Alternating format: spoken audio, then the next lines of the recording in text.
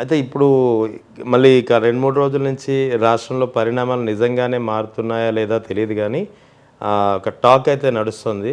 ఉగాది తర్వాత అయితే నారా లోకేష్‌కి సీఎం పీఠం అప్పజెప్తారనే ఒక టాక్ నడుస్తుంది. చంద్రబాబు నాయుడు కేంద్ర రాజకీయాల్లోకి వెళ్తారా లేదా అనేది కాసేపు పక్కన పెడదాం. బట్ ఉగాది తర్వాత అయితే లోకేష్‌ని సీఎంగా కూర్చోబెట్టడానికి ఆల్మోస్ట్ ఆల్ ఒక సెట్ ఆఫ్ ఇది రెడీ అయిందని అంటున్నారు. ఒకవేళ అదే జరిగితే ఈ జనసేన, టీడీపీ ఏదైతే బంధం మనం 2024 నుంచి ఇప్పటి వరకు చూస్తూ వస్తున్నామో, అది ఎలా ఉండబోతుందంటే మీరు చెప్పే మాట ఏంటి?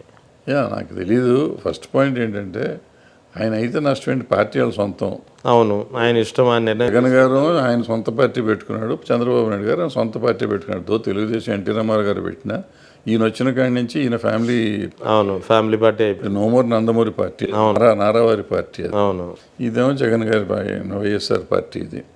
సో వీళ్ళది ఈయనకి వారసులు వచ్చి కూతుళ్ళని చేస్తారంటే చేస్తారో లేదో తెలియదు. ఇంకా చాలా టైం ఉంది దాని గురించి ఆర్గ్యూ చేసి మాట్లాడడానికి. ఆయనకి ఇప్పుడు టైం వచ్చింది, కొడుకు వచ్చే టైం వచ్చింది, ఇవ్వచ్చు, తప్పేం లేదు. ఇప్పుడు మనం పార్టీని చూసి వేయట్లేదు కదండి, చంద్రబాబు నాయుడు గారిని చూసేస్తున్నారు, లేదా జగన్ గారిని చూసేస్తున్నారు. అంతే కదా, అంతే ఓట్లు అలాగే. సో మనం రాజుల్ని ఎన్నుకుంటున్నాం, ముఖ్యమంత్రులను ఎన్నుకోవట్లేం. అవును. మనని ఏలతానికి రాజుల్ని ఎన్నుకుంటున్నాం. ఆ రాజుగారు ఆ వారసులకి ఇస్తారు, తప్పేముంది, తప్పేం లేదు, ఇవ్వచ్చు 100%. ఇక 15 ఏళ్ళు ఎవరున్నా కలిసి ఉంటా అని చెప్పి పవన్ కళ్యాణ్ గారు స్టేట్మెంట్ ఇచ్చారు కాబట్టి వాళ్ళు బాగానే ఉంటారు అనుకుంటున్నాను. కానీ జన సైనికులు ఆ పరిస్థితి లేదు సార్. జన సైనికులు ఆయన చెప్పాడు కదా, పవన్ కళ్యాణ్ మేము చంద్రబాబుని సీఎంగా ఒప్పుకుంటాం కానీ నారా లోకేష్ సార్, చంద్రబాబు నాయుడు గారు కాదు, అనేది పవన్ కళ్యాణ్ గారు వాళ్ళ మీటింగుల్లో ఏం చెప్తున్నారు, మీరు ఇష్టం ఉంటే ఉండండి, లేకపోతే లేదు, 15 ఏళ్ళు నేను కలిసే ఉంటాను, మీకు ఇష్టం లేని వాళ్ళు వెళ్ళిపోండి అని చెప్పాడు. అవును, చెప్పి ఇష్టం లేకపోతే వెళ్ళిపోయేవాళ్ళు వెళ్తానే ఉన్నారు కదా, రోజుకొకటి పోతున్నారు. పోయినా ఆయన అంటే ఆయన కోసం ప్రాణాలు ఇచ్చేవాళ్ళు చాలామంది ఉన్నారు, ఆయనతో పాటు ఉంటారు, సరిపోతున్నారు. అది పెద్ద ఇష్యూ కాదు, ఏం జరగదు. ఆ సామాజిక వర్గంలో ఒక అసంతృప్తి అయితే వ్యక్తమవుతుంది సార్. రాజకీయాల్లోకి వచ్చినాక అసంతృప్తి ఉందండి. నాకు పదవో ఏదో ఒకటి కావాలి, సో ఉంటేనే కదా పదవి ఉంటుంది. ఇప్పుడు నాయకుడు ఆయన ఉప ముఖ్యమంత్రిగానే ఉంటారు, ఈయన వచ్చినా కూడా ఆయన ఉప ముఖ్యమంత్రిగా ఉంటేనే వీళ్ళకి కూడా ఇది ఉంటుంది, ఇది కార్డు వేసుకుని ఊరికి కొంచెం నాయకులు అని చెప్పుకుంటానికి. ఆయన పార్టీ నుంచి బయటకు వచ్చారు అనుకోండి, గవర్నమెంట్లో నుంచి, వీళ్ళకి ఏముంటుంది, గుర్తింపు ఉండదు కదా. ఇప్పుడు రాజకీయాల్లోకి వాళ్ళు ఎందుకు వస్తున్నారు, గుర్తింపు కోసం, సేవా దృక్పథంతో ఎవరు రావట్లా. అవునండి. సో దానికి పెద్ద ఇష్యూ ఏం లేదు, ఎవరు పెద్ద ఫీల్ అవ్వరు, కంటిన్యూ అవుతారు.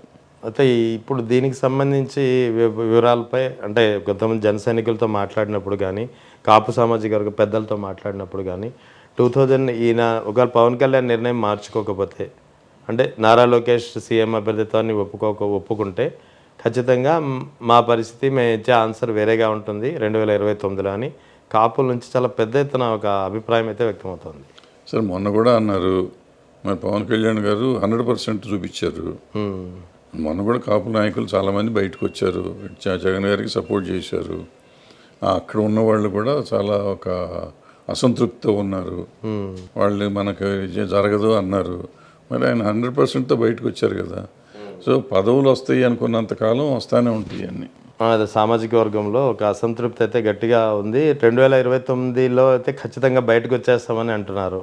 నేను కొంతమందితో మాట్లాడండి, ఎవరు రారు. As long as I need power, నేను ఎందుకు బయటకు వస్తాను. ఇప్పుడు ఆయనే నాయకుడు, ఆయన కాకపోతే ఇప్పుడు ఇన్ని సంవత్సరాల నుంచి నాయకుడు. రంగా గారు పోయినాక, రాధా గారు పోయినాక ఆ వర్గానికి నాయకులు దొరకలా, ఈయన దొరికారు. దొరికి వాళ్ళ ప్రభుత్వంలో కూడా వచ్చారు, ప్రధాన పాత్ర పోషిస్తున్నారు ప్రభుత్వంలో. సో ఆయన్ని కాదనుకుని వీళ్ళు వెళ్తే ఎవరిని తెచ్చుకుంటారు, వేరే నాయకుడు ఉంటే వెళ్తారేమో. నాయకుడు ఏడి అంటే అది కరెక్టే, మీరు చెప్పిన point of I to agree. కానీ కాపులు చాలా కాలంగా చిక్కువ అని అడిగేది రాజ్యాధికారం, సీఎంగా ఉండాలి. కాపుల్లో ఫస్ట్ టైం ఒక సీఎం అభ్యర్థి ఇప్పటివరకు చూడలేకపోయాము. 28% మేజర్ ఓసీ కమ్యూనిటీ అయ్యుండి కూడా మేము ఇలాగే ఉండిపోయాం అనేది ఒక ప్రధానమైనటువంటి ఎన్నన్నా అనుకోని నాయకుడు కదా. నాయకుడు ఏదంటే అదే కదా, నాయకుడు ఉండాలి కదా. నాయకుడు అట్టు ఉన్నాడు, ఆయన అనుకున్నాడు అనుకోండి ముఖ్యమంత్రి నేనే అవ్వాలని, అప్పుడు ముఖ్యమంత్రి అవుతారు. ఆయన అనుకోవాలి, వీళ్ళు కాదు అనుకోవటం. వీళ్ళు అనుకున్నది ఆయన చేయడు కదా, ఆయన అనుకున్నది ఆయన చేస్తాడు. ఇక ఈవీఎంల గురించి ఈ మధ్యన చర్చ వింటున్నాం. ముఖ్యంగా పరకాల ప్రభాకర్ గారు ఇది వైర్లో కూలంకషంగా ఆయన రాసినటువంటి ఆర్టికల్ పెద్ద ఎత్తున చర్చనీయాంశమైంది. దీనిపై మీ అభిప్రాయం సార్? డెఫినెట్గా చాలా ఇంట్రెస్టింగ్ ఆర్టికల్ ఆయన చేసి. అవును. ఇప్పుడు అన్ని లక్షల ఓట్లు నిమిషానికి 4 ఓట్లు 5 ఓట్లు ఏదో పడతాయి అన్న లెవెల్లో ఏదో చెప్పారు. సో నాకు తెలిసినంత వరకు అండి, ఇప్పుడు మనం ఎలక్షన్ 5ంటికి క్లోజ్ అంటే 5ంటికి గేటు లోపల ఉన్న వాళ్ళకి గేట్ తాళం వేసేసి గేట్ లోపల ఉన్న వాళ్ళకి ఇస్తారు. ఇప్పుడు ఆయన చెప్పింది నిజమయ్యే 17 లక్షలు 30 లక్షల ఓట్లు అయ్యి ఉంటే అన్ని వేల మంది ఉన్నారా? అన్ని బూతులు 30,000 బూతులు ఏదో చెప్తున్నారు. 30,000 బూతులు 500 బూతులు 3,500 బూతులు 3,500 బూతుల్లో అన్ని లక్షల ఓట్లు పడటానికి అసలు ఆ ప్రాంగణంలో గేట్కి తాళం వేస్తే పడతారా? అంటే ఏ బూత్లైనా 1000 2,000 మ్యాక్సిమం ఉంటాయి. మాక్సిమం 800 900 2,000 అనుకుందాం కొంచెంసేపు. 1000 అనుకుందాం. సో 2,000 మంది పడతారా ఒక్కొక్క ప్రాంగణంలో? అవును. మూస్తే అంత పడాలి కదా, అంత పడితేనే కదా ఇన్ని లక్షల ఓట్లు వస్తాయి.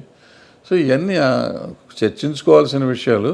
బట్ ఎలక్షన్ అయిపోయి 2 సంవత్సరాలు అయిపోయినాక దాని గురించి ఎక్కువ మాట్లాడి టైం వేస్ట్.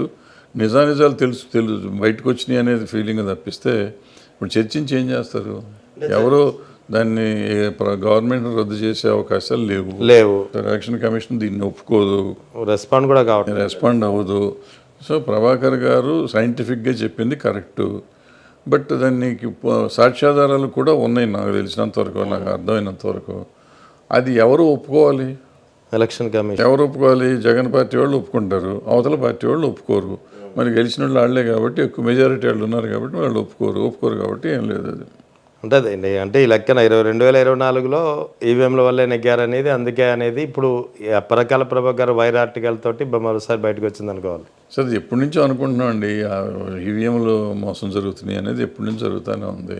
ఇప్పుడు ఎదుటి వాళ్ళు గెలిచినప్పుడల్లా ఈవీఎంలు అంటున్నాం. ఈసారికి ఏంటంటే ఇక ఆంధ్ర తేడా ఎప్పుడు బాగా అనిపిస్తుందంటే, ప్రతి కాన్స్టిట్యున్సీలోనూ మెజారిటీలు విపరీతంగా వచ్చినాయి. మామూలుగా చాలా కష్టం మీద గెలుస్తారు. 500 ఓట్లు 200 ఓట్లు 1000 ఓట్ల లోపు 30-40 సీట్లు గెలుస్తారు ఏ పార్టీ అయినా ఎప్పుడైనా కానీ. అటువంటిది అసలు సంబంధం లేదు. అంత నేరో మార్జిన్ అంటే 10,000 ఓట్లు అయిపోయినాయి. సో ఆ టైప్లో గెలిచారు ఈసారి.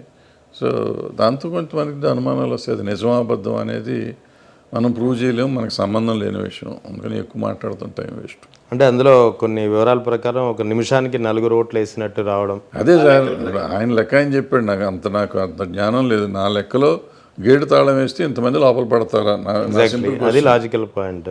నా సింపుల్గా నేను సామాన్యుడు సార్. నాకు అంత నా పరకాల ప్రభాకర్ గారు అంత నాలెడ్జ్ నాకు లేదు, అంత స్టడీ చేసిన టైం కూడా లేదు నాకు. రైట్.